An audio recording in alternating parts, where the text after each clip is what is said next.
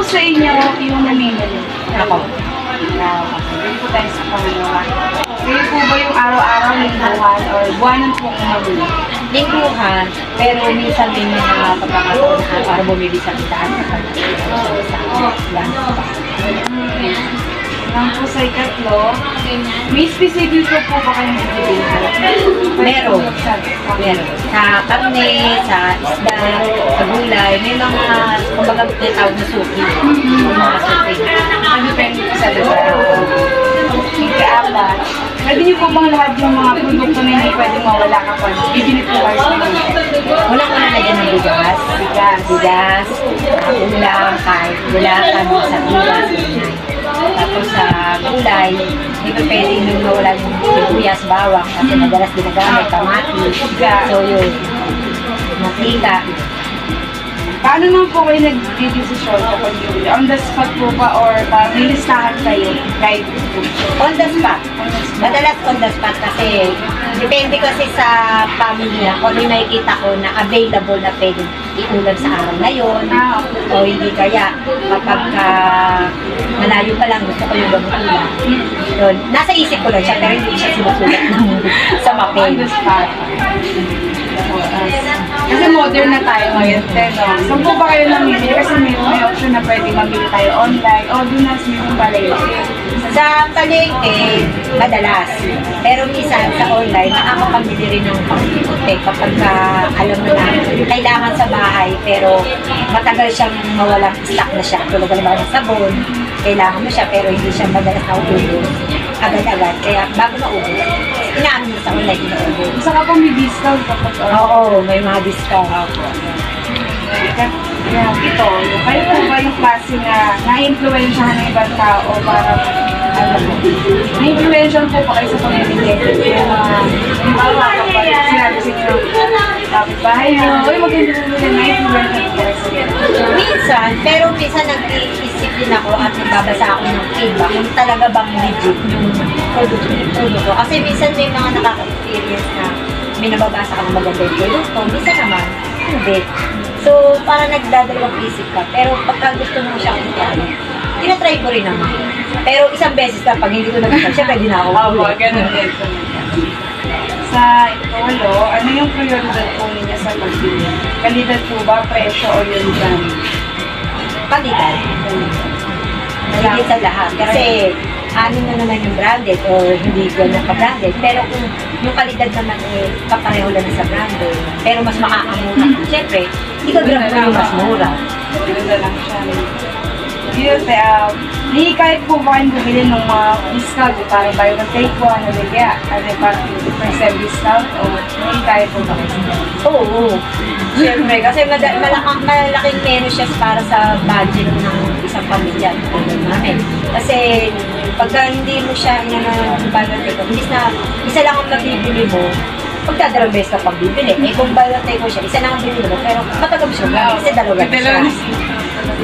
Sa isang po, pwede po ba kayong kwento ng naranasan niyo po sa pagbili sa mga Sa pamimili, marami po. Halimbawa, bumili ako ng sibuyas ngayon. Pagkaraan na ilang araw, halimbawa, 2 araw na, mataas na uli ang presyo niya. Mas mataas pa kaysa sa bilhin ko. Bisan mas mataas siya ng 10 piso. So parang nagugulat ka na, ay buti na lang nag-stock ako kahit pa paano. Kasi kahit tumaas siya, meron pa ako. Para kung sa susunod na medyo bumab, doon na lang ulit ako bibili ng marami. May ganun mga technique pala kayo. Mga ganun. Sa halagang hindi bababa sa 1,000, ano na daw po yung mabibili nyo ngayon? Sa ngayon po sa tindahan, sa palengke. Una-una na dyan ang bigas. Siyempre, makakabit na dyan sa ng bigas, mga noodles na kahit pa paano pwede pang-almusal, pang-merienda, mga mabilisang luto, tapos mga delata na mabilisang ulamin din, pag wala ka lang maisip, at saka mantika, toyo, patis, ganyan. Basta yung mga bagay na pang-araw-araw mo pwedeng gamitin, na pwedeng stock sa bahay na kahit pa paano, kasya doon sa budget na yun. Yun ang basic, basta yung basic na kailangan lang. Unang-una na talaga ang bigas kasi yun ang, kahit naman kasi wala ka kulang kung may bigas ka, tapos bili ka lang na itlog, okay na, makakain ka lang. Sige, dito na sa Leslie, ano po yung paraan na sinasagawa niyo po, parang budgeting, paano po kayo nagpo-budget? Ako, madalas ginagawa ko, inuuna ko muna yung pambayad ng bills. Yan, basta kung pag sumahag kami, yung 50% na tuition. Tapos yung 50%, syempre yung kung nakahati mo rin sa tithes, para sa Panginoon, dahil mo rin sa Kanya, kasi Kanya yun. Tapos yung kapupunan, yun na yung pang-grocery. Ano na lang yung susobra, yun yung pagkakasya mo para sa pagkain. Yun yung budget na ginagawa ko para kahit pa paano makatipid at sumako sa weekly allowances namin o di kaya sa monthly. Kung makakasip isa ng monthly. Sige po, thank you. Oh, welcome.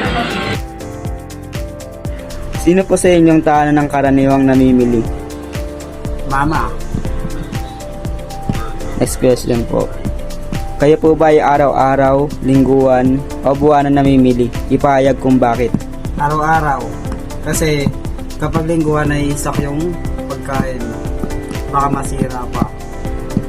Number 3 po. May espesibikong pamilyan po ba kayo na binibilhan? Ilahad kung bakit doon. Meron kasi doon siguradong fresh yung binibili namin.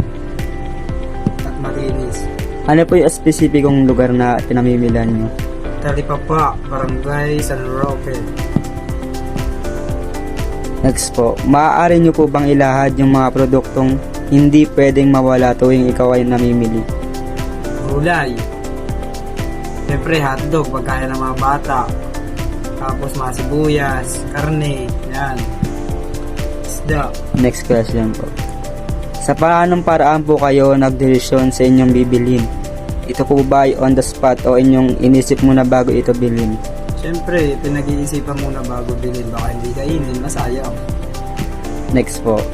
Sa ating modernong panahon, kayo po ba ay mas gumagamit ng karaniwang paraan sa pamimili, pagpunta sa bilihan o sa mga online shopping na ilagay kung bakit? Pakiulit niya. Sa ating modernong panahon, kayo po ba ay mas gumagamit ng karaniwang paraan sa pamimili, pagpunta sa bilihan o sa mga online shopping na ilagay kung bakit? Siyempre, pagpunta sa bilihan kasi mas mapipili mo at maayos yung nabili mo. Masisigurado ka. Next po. Kayo po ba ay klase ng mamimili na naimpluwensyahan ng sikat na tao upang bumili ng kanilang produkto? Hindi. Maaari ninyo po bang ilahad kung sino? Ano ito? Hindi. Wala akong binibili sa mga influencer o ano. Basta ko ano lang makita sa paligayan na yun. Next po. Ano ang iyong mga prioridad sa pagbili? Kalidad, presyo, brand o disenyo? Ipaliwanag kung bakit. Sa kalidad, syempre, sa presyo, wala namang problema. Talagang kasama yun sa presyo. Yun lang. Sa iyong palagay bilang mamimili, ikaw ba ay may hikayat ng buy one get one o 0% o 50% discount off? May kayat ako sa 50% tsaka sa buy one get one. Oo. Next po. Maaari po ba kayong maglahad, magkwento ng karaniwang problemang iyong naranasan tuwing ikay namimili? Halimbawa ay haba ng pila sa cashier o kulang ang sukli. Hindi naman nararanasan. Nararanasan lang siksikan yan kasi sabay-sabay ang pamimili ng mga tao. Hindi mo talaga may iwasan yung pagsisiksikan. Next po. Sa halagang hindi bababa sa 1,000 pesos, ano-ano na po ang iyong mabibili dito sa panahon ngayon? Sa panahon ngayon, kumpleto na. May kanin ka na, may 5 kilong bigas ka na, may karne ka na, may isda ka na, may gulay ka pa. Next po. Anong paraan ang iyong sinasagawa upang mapanatili ang budget na nakalaan sa pamimili? Pakiulit nga. Anong paraan ang iyong sinasagawa upang mapanatili ang budget na nakalaan sa pamimili? Magtatanong ka muna, tapos kukwentahin mo yung mga presyo kung magkano. Kung alam mo sa sobra o sa sakto, syempre, go ka. Kung alam mo kukulangin ka, hindi mo para go yun. Ayan. Thank you po. Una pong tanong natin po ay sino po sa inyo sa tahanan ang karaniwang namimili? Actually, namimili ako pag rest day ko. Pero yung incomes, ate-ate yung mga sister ko. Yung sister ko nasa Norway, and then my brother yung nasa Los Angeles. So yung pera niya, pinagkasama-sama namin. Thank you po. Sa number 2 naman po ay kayo po ba ay araw-araw, lingguhan o buwan na namimili? At bakit po? So ano kami, namimili kami every week. Pero yung budget namin, good for 1 month na. Pero syempre yung pamimili namin, linggo-linggo para kung ano yung wala, yun yung unahin namin. So yung mga meron pa, hindi pa namin siya bibili. Thank you po. Sa number 3 naman po, may specific po ba yung pamilihan na binibilhan? At bakit dun po? So yung pinamimilihan namin dalawa siya. Namimili kami sa Landers, sa my office. Tapos yung pangalawa namin sa Google. So yun yung dalawa pinamimilihan namin. Kasi member ako ng Landers card. Thank you po. Next question po natin ay maaari niyo po bang ilahad yung mga produkto na hindi pwedeng mawala kapag kayo po ay namimili? Actually, hindi pwede mawala yung mga pangkusina. Like yung mga oil, yung mga sibuyas, bawang, yung mga ganyan na vegetable, karne, tapos yung mga milk, tapos mga vitamins ng pamangkin ko, tsaka anak ko. Tsaka yung sa powder for vitamins na. Thank you po. Next question po, sa paano parang po kayo nag-desisyon sa inyong bilihin? Ito po ba ay sa pag nandun na po kayo sa market? O bago po pumunta ang market, nakapag-isip na po kayo ng Actually, bilihin? bago pumunta ng market, nakasulat na siya. Kung ano yung mga bibilin ko doon bago ako pumunta sa market. Thank you po. Sa next question po natin, sa ating modernong panahon, kayo po ba ay gumagamit ng karaniwang parang sa pamili sa pagpunta sa market o sa online po? Actually, hindi ako nag-online. Through personal kami bumibili para makita namin mismo yung product, yung goods or not. Para yung, tsaka yung presyo, kasi binabudget ko lang siya. So, para mabalance ko yung presyo, nabibili ko siya compare sa shopping, sa online. Much better po sa personal. Thank you po.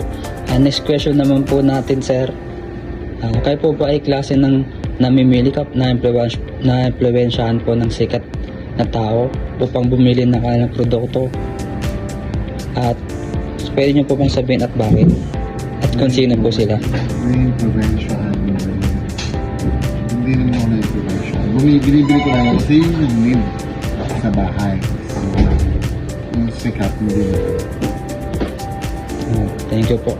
Ang next question na po natin ay sa inyo pong pagbili, ano po yung mga prioridad, kalidad, presyo, brand o disenyo po at bakit po?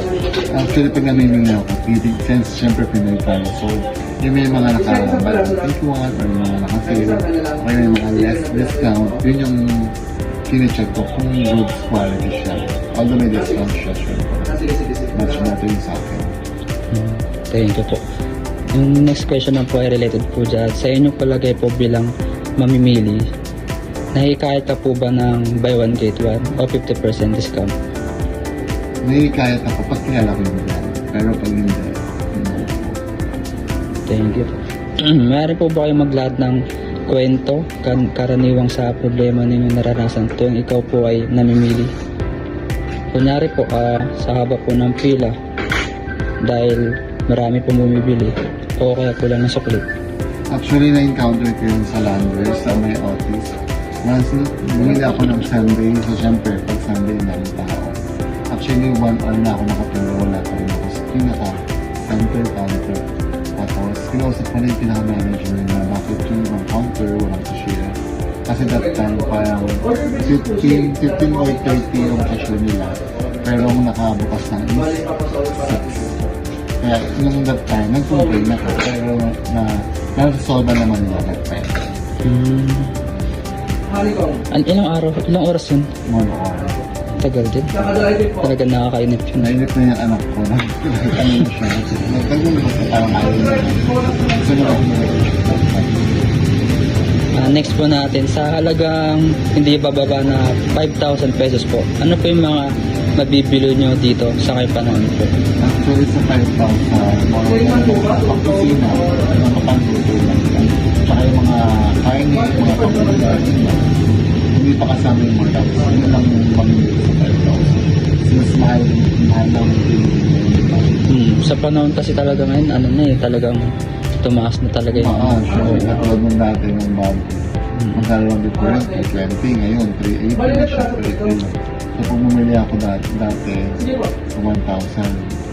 Okay na. So ngayon, umabot na naman siya na nalabat ka lahat na. So ang laki ng dito. Simple, dati siya. Thank you po. Sa huling question po natin, ano po yung paraan ninyo upang isagawa yung mga budget nyo po upang papanatili po ito? Actually, yung mga budget, yun, since nga, yung budget namin, nakalaan siya dito long month, tapos may mga pamangkin ko sa anak ko, father ko, nila-budget ko siya, individual, kung ano yung talagang needs, yun ang unang namin. Pero kung hindi pa needs, yun ang needs, hindi ko muna siya nila. Yun lang. Thank you po, Sir Mel. Salamat po sa bibigay po ng permission para ma-interview po. Thank you po. Thank you. Interviewee. So, tatanungin ko siya sa expenses niya na 15,000 above. So, recently, nag-book ka ng flight internationally. So, may decision mo ba yun sa sarili mo or may nag-influence din sa'yo na book ng international flight? Actually, plan ko na talaga mag-travel for this year, 2024. Bali, pinlan ko na siya like mga around November since maraming seat sale na. And kasi when you travel kasi kailangan alam mo na, alam mo for example yung anniversary ng isang airlines, kailan sila nag-seat sale. So para mas makamura ka ganun. So pinaplan ko na siya agad. Okay. Saan ka ba pupunta? This May, I'm going to Vietnam and Taiwan. Bakit mo pupunta ng bansa mo? Bukod sa siya yung pinakamurang seat sale noon, hindi pa kasi ako nakakapunta ng Vietnam.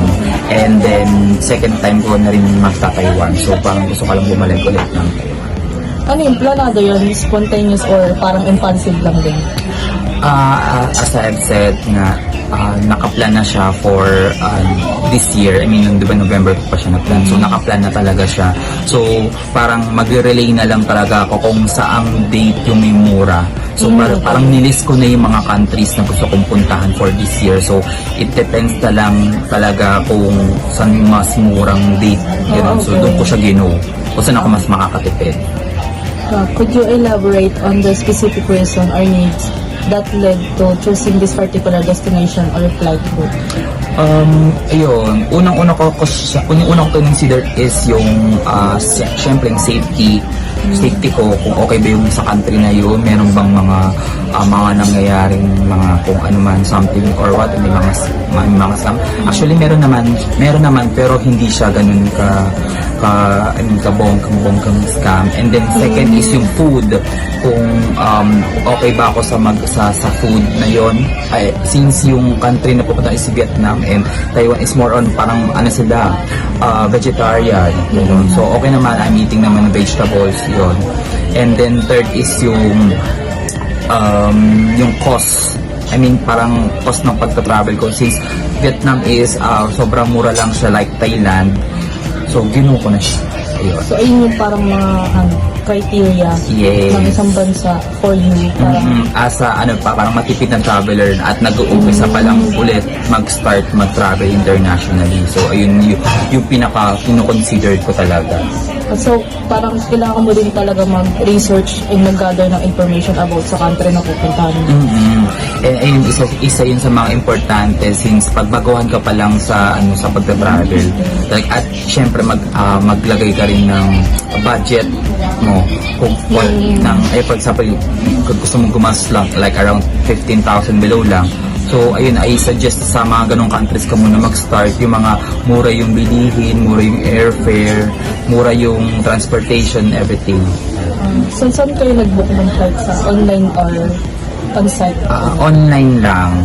Kasi mas convenient ba siya? Oh yes, mas convenient talaga pag online lang, tsaka hawak mo kasi oras mo pag sa bahay ka lang, bubuk mo lang. Ayun. So ano muna yung una mong pinonsider? Yung airline muna bago ka mag-book ng flight, or mag-book ka muna, I mean mag-iisip ka muna ng booking tsaka ka pipili ng airlines? Ako actually, ang una ko talaga kinoconsider is yung airline, since ay nga, pwede mag-budget ng yun. So kasi since di ba sa Philippines tayo, so tatlo lang yung parang airlines dito sa Philippines, which is yung Cebu Pacific, Philippine Airlines, tsaka Air Asia, na I guess yun yung pinaka mostly alam ng mga Filipino. So I go with Cebu Pacific since ayun lagi kong sinasakit. So far wala pa naman akong na-experience na aberya with them. So ayun, so I consider yung airlines talaga, kasi mayroong mga airlines na sobrang hassle when it comes sa tawag, ang daming delay, ang daming which hindi naman talaga yung maiiwasan. Parang the thing is dapat ahead of time mag-advise yung mga airline na yun na dapat ganito. So yun. So parang trusted mo na rin talaga? Yes, trusted ko ng Cebu Pacific. So lastly, what advice you could give to younger people na gusto din mag-travel internationally in the future? Save. Mag-save kayo na mag-save as much as possible kung gusto nyo talagang mag-start mag-travel. Kasi ngayon kasi medyo nagmamahal na, since nga syempre may inflation talaga, from time to time tumataas yung inflation rate natin. So ayun, mag-save as much as possible kung gusto nyo talaga mag-travel. And then ayun, mag-list na kayo ng mga countries na gusto nyong puntahan, yung mga dream countries nyo na gusto nyong i-go, or i-plan nyo talaga siya ng sobrang ahead of time, para alam mo yun, para tapos ayun, mag-research na rin kayo sa mga countries na gusto nyo puntahan. Gusto nyo pala pumunta ng ganitong sa countries, for example, gusto nyo pumunta pala ng Vietnam kasi gusto nyo kumain ng pho, yung original na pho, Authentic na yes, pagkain. yung authentic na pagkain nila. So, syempre dapat may passport ka muna. Yes, kumuha na kayo ng passport, ayun ang pinakaunang-una. Habang estudyante ka pa lang. Yes, para konti lang din mga requirements na hihingin sa inyo. Ganun. I think that's all for this interview. Thank you so much.